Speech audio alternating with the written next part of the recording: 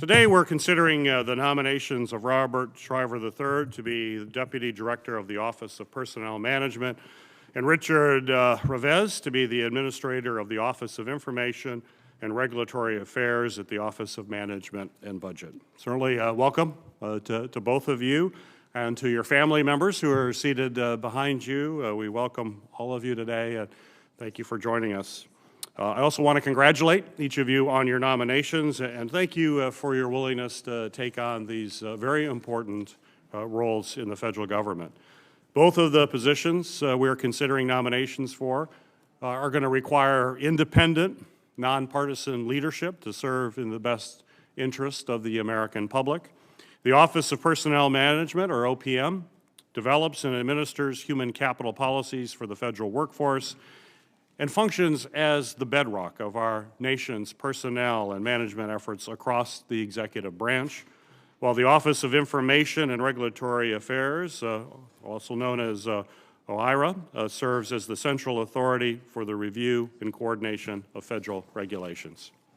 Mr. Shriver, if confirmed, you will be OPM's Deputy Director charged with setting the policies for more than 1.8 million dedicated public servants, which will require agency leadership that can build confidence in OPM and maintain a nonpartisan, merit-based workforce that serves every American.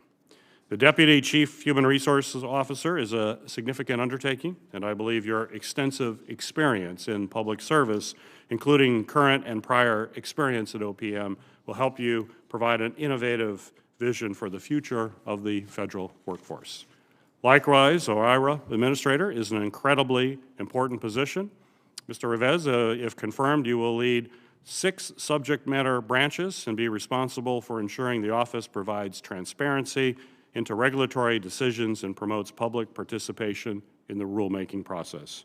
Your long history of both academic and legal analysis on the modernization of the regulatory process, improving cost-benefit analysis, and ensuring greater transparency and participation in the rulemaking process will certainly serve the office well. While OIRA is a small, relatively unknown office in the federal government, it actually manages federal rules and regulations that impact Americans' daily lives in a number of different ways.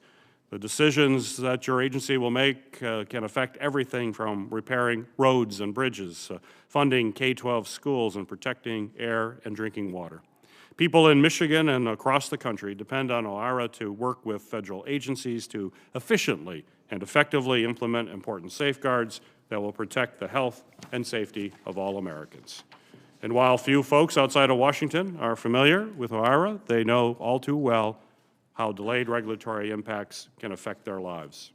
For too long, essential safeguards for lead in drinking water and PFAS substances, toxic chemicals that are widely used in industry and consumer products, remain stalled in the regulatory review process.